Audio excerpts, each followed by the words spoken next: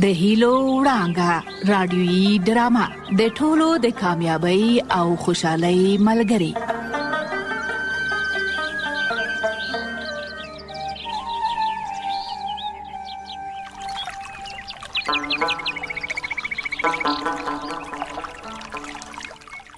ژوند دوړ خونه لري، کله خوخي او کله هم غم، خو له دې دواړو څخه یو هم تلپاتې نه دی. که کله هم غم سره مخ شوی نو فکر ونه کړئ چې دا به تلپاتې وي. د هر مصیبت پر وړاندې استوار ودرېږئ، مبارزه وکړئ او کامیابی ترلاسه کړئ. همدارنګه د انسان له پیدایښت سره ګڼې ناروغۍ هم پیدا شوي دي، خو له نیکه مرغه پوهانو هڅې او مبارزې کړي دي او د ناروغیو لپاره یې درمل او واکسینونه جوړ کړي دي او حتی د ډېرو خطرناک ناروغیو پر وړاندې بریالي شوي هم دي. الحمدلله اوس هیڅ داسې ناروغي نشته چې علاج ونه لري. ښه نو راځئ چې له همدې جذبې سره د هیلو وړانګه ډرامه واورو او خوند ترې واخلو.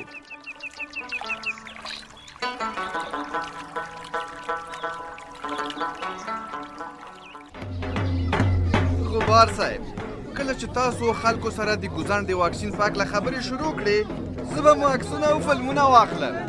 سمه ده، نو بیا ته ماته اشاره وکړه، زه به خبرې شروع کړم. سمه ده، دا دی د کار په ټولو رمزونو خبرې. زه خو ګرځېدلی سړی یم. بالکل رښتیا وایي غبار صاحب.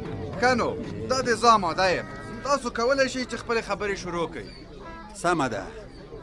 د لوی خدای په نامه، درنو کلیوالو السلام علیکم ورحمت الله وبرکاتو. زما نوم غبار دی، ستاسو د سیمې د کلینیک کارکوونکی یم. دوستانو سره مې راغلی یم چې د ګوزن په هکله تاسو ته معلومات درکړم چې په څه ډول خپل ماشومان له دې بدمرغې ناروغۍ څخه وساتو. څو سیمه مو د ګوزن له وایرس څخه پاکه او یو ماشوم هم په دې ناروغۍ اخته نه شي. درنو خویندو او ورونو، تاسو به خبر یاست چې ګوزن یوه ډېره خطرناکه ناروغي ده، خو ښه خبره دا ده چې مخنیوی 2 څاڅکي واکسین کوي. زموږ سیار ټیمونه کور په کور ګرځي او ستاسو ماشومانو ته وړیا واکسین کوي. نو که غواړئ چې ماشومان هم روغ اوسي نو خپلو وړو ماشومانو ته واکسین وکړئ. خو آیا پوهېږئ چې که ماشومانو ته واکسین ونه شي څه پېښېږي؟ په دې هکله به زموږ یو بل ملګری تاسو سره خبرې وکړي. یوسف جان ته بلنه ورکوم. یوسف جانه، یوسف جان چیرته دی؟ هلته په موټر کې ناست دی. ورته ووایه چې راشي. اوستا جانه هغه دی په خپله راغی. یوسف جانه راشه له خیره. دا دی دا راغلم. دا خو معلول دی بیچارهګی. او بیچاره دې ته خو د سړي زړه سوځي. ځواني دی ګوره، څه ښکلی ځوان دی. درنو مشرانو او ګرانو ماشومانو ته مې سلامونه وایم. وعلیکم سلام. زما نوم یوسف دی، د خوشحال خیلو د کلي اوسېدونکی یم. مور مې کیسه کوله چې زه په ماشومتوب کې یوه شپه ډېر سخت مریض شوم، شدیده تبه مې وه. مور مې ویل ما فکر کوه چې زکام شوی یې. سهار چې کله زه له خوبه ویښ شوم نو په لاره نه شوم ګرځېدلی او له خپله ځایه نه شوم پورته کېدی. تاسو څه فکر کوئ چې یوسف ولې یو ناڅاپي مریض شو؟ ستاسو په نظر څه پېښ شوي دي؟ ناجوړه شوی و. نو ناجوړه شوی خو خو ناجوړي یې څه وه؟ نو موږ څه خبر یو؟ موږ خو څه ډاکټران نه یو. ولې یو ناڅاپي ناروغه شو؟ هر چا چې سم ځواب راکړو جایزه ورکوم. جایزه ورکوې؟ هو جایزه ورکوم. یوه کلچه د لاس مینځلو صابون، یو بوتل شامپو او یو د غاښو کریم ورکوم، خو چې سم ځواب راکئ. ستونی یې خوږېده؟ نه. ملاریا شوی و؟ نه نه، که سم ځواب رانه کوئ جایزه نه در کوم. جایزه باید شي. ښه نو ستاسو تر منځ داسې څوک شته چې نن یې واکسین کړی وي؟ غبار صاحب هغه دی، هغه په آخر کې یو نفر لاس پورته کړی دی. ډاکټر صاحب نن ما خپل دغه وړکي زوی ته واکسین وکړ. دا دی اوس هم ګوته په رنګ توره ده. آفرین، نام خدا. د د جایزې اصلي حقدار ته یې، ځکه چې ستا په خبرو کې زما د سوال ځواب و. یوسف ته په ماشومتوب کې د ګوزن واکسین نه و کړی، ځکه خو یوسف په ګوزن اخته او فلج شو. نو که غواړئ چې ستاسو ماشومان د یوسف په برخلیک اخته نه شي، نو خپلو ماشومانو ته تر 15 کلنۍ پورې تل واکسین وکړئ. راشه او جایزه دې واخله. مورجانې څه دې ویل شیرزمانه زویه؟ مورې په یاد دې دي چې په ماشومتوب کې به د سپي له غپا نه ډارېدم او په نیمه شپه کې به ستا خواته درتلم. څه وختونه وو، ستا غېږه کې به څومره ارامه او خوشحاله شوه. هو ښه مې په یاد دي، پلار به دې درته د مور نازولی ویل. هو ښه مې په یاد دي، تل به راته په قهر و. هو هغه به د شپې ستړی ستومانه کور ته راته تا به ژړل، نو ځکه در باندې په قهرېده. یاره مورې، تاسو میندې د جایزو وړ یاستئ. د صبر او استقامت جایزې باید درکړل شي. رښتیا چې د ماشوم لویول د ښار آبادول دي. هو زویه، اولاد خو د مور د زړه ټوټه وي. ټوله میندې هم داسې مهربانه وي. زما خوږې مورې، زما عمر ستا شه. زړه مې غواړي چې څه موده نورم تا سره تیر کم. زړه مې غواړي چې تل در سره کیسې وکم، خبرې وکم. دا دی اوس به کیسې وکړو. د زړګي حال دی راته وایه، ژوندون ظالم دی مور له زویه بېلوینه. پلار مې کله اجازه راکوي چې تا سره کیسې او د زړه خواله وکم. تل لکه سیوری راپسې وي. زما خو زړه و چې یو ځل دې کندهار ته بوزم، چې پس له کلونو خپل خپلوان ووینې او ساعت دې تیر شي. وای زویه ته نه جار شم. مورجانې ولې ژاړې؟ مه ژاړه، زه خو در سره یم، هېڅ غم به نه کوې. پوه شوې؟ خیر دی، بل ځل چې راغلم بیا به ښه ډېر چکرونه درکم، کیسې به وکړو، د خپلو خپلوانو لیدو ته دې بیایم. زویه زما خو داسې زړه و چې ته کله په خیر راشې نو کوژده به درته وکړم، ښه ښکلی واده به درته وکړم چې د لمسیانو خاونده شم، خو هر څه نیمګړي پاتې شوه. خیر دی مورې، زه خو د تل لپاره نه ځم، څه وخت وروسته بیرته راځم، بیا به راته کوژده واده وکړې. هر څه دې چې خوښه وي بیا یې وکړه، لا خو وخت لرو. وای زویه ته چې څو پورې راځې زه به مړه یم. خدای دې نه کړي مورجانې. پخوانۍ حوصله نه ده راپاتې، زړه شوې یمه. پلار دې هم راباندې چندانې پام نه کوي، تل مې ځوروي. هېڅ هم در باندې نه کېږي مورې، ځان مه خفه کوه. زه دې تل پوښتنه کوم او زنګ درته وهم. سمه ده زویه، ستا په تمه به شپې او ورځې تېروم. مورې راځه چې تا هم له ځان سره خارج ته بوځم، ښه به مو ساعت تېر وي. پلار دې چاته پرېږدم، هغه بې له مانه ژوند نشي کولی. بیا خو د کلي کور ملک او مشر دی. یعنې ته دومره ورته ګرانه یې؟ خدای خبر ګرانه ورته چیرې یم. مورې بل ځل چې په خیر سره راغلم بیا نو ستا په خوښه کوژده او واده کوم. ته چې څه وایې هغه به کوم، بېغمه شه. مور دې درنه جار شه. شیرزمانه زویه څومره ښه خبره دې وکړه. رښتیا درته وایم مور جانې، داسې واده به وکم چې ستا ټول ارمانونه په خیر سره پوره شي.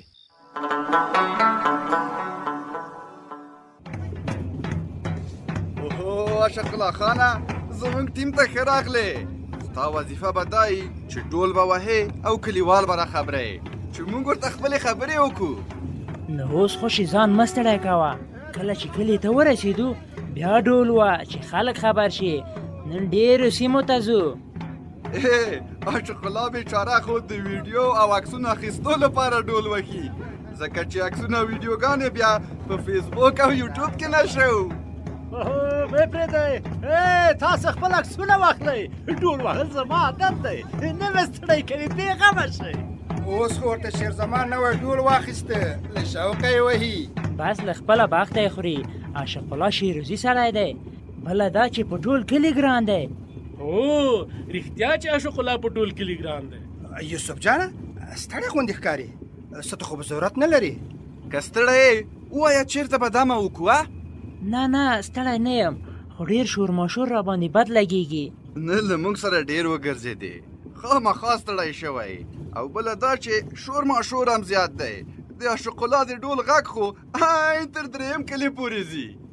هو زه ډېر نه ګرځم او نه ډېرې خبرې کوم، رښتیا چې نن ستړی شوم. یوسف جانه ته په ځان ډېر فشار مه راوړه. څنګه دي چې خوښه یې هماغسې وکړه. موږ ستا تابع یو. تاسو د ژوندي اوسئ چې زما تابع کوئ. خیر دی کرا کرا به عادت شم. ښه یوسف جانه، پرون دې خپله کیسه کوله. پرون تا ویل چې بیا یې روغتون ته بوتلې، بیا څه وشول؟ او رښتیا وایي، تونس هغه پرونۍ کیسه دې وکړه. وخت به مو مخې تېر شي. هله نو اوس ګار به څه وکړو؟ ښه نو کیسه دې وکړه چې موږ ته د عبرت کیسه شي. یا راشق الله خانه، ستا د ډول وهلو نه همدا د یوسف جان کیسه په اورېدلو ارزي. او وروره ګله کیسه دې وکړه چې پاس د هغې څه وشول. ښه سمه ده، نو غوږ شئ. کله چې زه له ګرځېدو پاتې شوم نو مور او پلار مې په منډه ډاکټر ته بوتلم. کله چې ډاکټر معاینه کړم نو زما پلار ته یې ویل چې په بیړه یې روغتون ته ورولئ. دا چې بیا هلته څه وشول په یاد مې نه دی. همدومره مې په یاد دی چې زه د روغتون په چپرکټ کې بستر شوم. کومه بده خاطره دې په یاد ده؟ بده خاطره مې دا وه چې نرسې به تشناب ته بیولم ځکه چې خپله نه شوم تللی او زه دومره وړوکی هم نه وم. ډوډۍ به یې په خوله کې راکوله. دې کارونو به زه ډېر ځورولم. اوه ډېره سخته ده. خفه دې کړو. یاره وایم طبیعت مې بیخي خټه شو په خدای. خدای خبر چې مور او پلار به دې څومره خفه وه. پام چې موټر دی. پام کوه څه دې وکړل؟ مړه دې په پلار ته ودرېږه. یا الله خیر. ای بابا دا څه بده پېښه وشوه. ټول پام یې یوسف جان ته و. توبه اوس به مې ټکر کړی و. زه ښه ده چې په خیر سره تېره شوه. خیر و خیرت انشاءالله. عاشق الله خانه اله د یوسف لاس واخله او راپورته یې کړه چې د موټر په فرش پروت دی. ته ودرې چې دا موټر ګوښه کړم. اخر یوسف جان یې موږ ته سپارلی دی. فرزانې جانې همت راغلی دی. زه به دې په اجازه کور ته لاړه شم چې ناوخته نه شي. سمه ده. همت ورور چېرته دی؟ د باندې له زیبا جان سره په تمه ناست دی. وایي ولې دننه رانغلل؟ څه پروا کوي، همالته د باندې ښه دی، راحته دی. نه داسې مه کوه. همت ورور به څه وایي؟ بده خبره ده. غږ ورته وکړه چې دننه راشي. نه همالته ښه دی. هسې هم وځو کور ته، کار هم نشته. خدای دې خیر کړي. په دې نیمه شپه کې څوک دی؟ پلوشې پلوشې څه شوې؟ خدای دې خیر کړي. څه خبره شوې؟ څه وایي همته؟ یو کس راغلی ډاکټر صاحب یې په کار ده. وایي یو عاجله ناروغه لرو. څه عاجله ناروغه؟ همت وروره دننه یې راوله. ښه په سترګو وروره ناروغه دې دننه راوله. سلام علیکم ډاکټر صاحب. ناروغه را سره موټر کې ده. د پچکاري او سیروم لپاره مې راوستې ده. ته خو ایله خبرې کوې. ناروغه کومه ده؟ هغه مې بچو سره په موټر کې ده. لکه امبولانس مې ورته ځای جوړ کړی دی. وی ګورئ کېدی شي همالته ورته سیروم ورتېر کړئ. لوی موټر دی بالکل د امبولانس په څېر. ورخطا کېږه مه. څه سخته خبره نه ده. هله همت وروره د سامانونو بکس در سره راواخله. دا دی په سترګو. پلوشي لږه شېبه په تمه شي چې زه دا ناروغه یو ځل وګورم بیا به لاړ شئ. سمه ده، موږ هېڅ بیړه نه لرو. ما ته څه امر خدمتي؟ ته مخکې شه، موږ درپسې یو. زه به ستاسو دا احسان د مرګ تر ورځې نه هېروم. کور مو ودان اوسه. دعا وکړئ چې مریض مې له خیره سره زر ښه شي. آمین.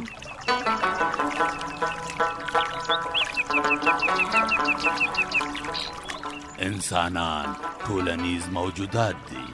په ټولنه کې اوسېدل پر یو بل اغیزه لري. انسانان له یو بل نه متاثره کیږي. زما اوسیدونکو د ټولنیز بدلون لپاره هڅې پیل کړې دي څو د چمګاونډ په خلکو کې بدلون راولي او ژوندانه ته یې متوجه کړي. په یو ګل نه پسرلی کیږي. پکار ده چې د ټولنیز بدلون لپاره هڅې وکړو ځکه چې که ښو سره کینئ ښه به شئ او که بدو سره کینئ نو بد به شئ. تر بیا مو روغتیا په برخه.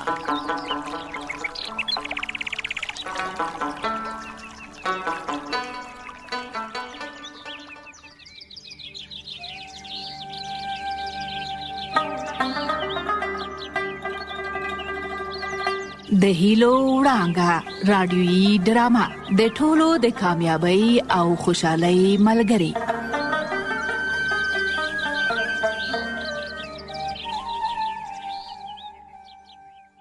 چې توګه په ټول هېواد کې خپرېږي.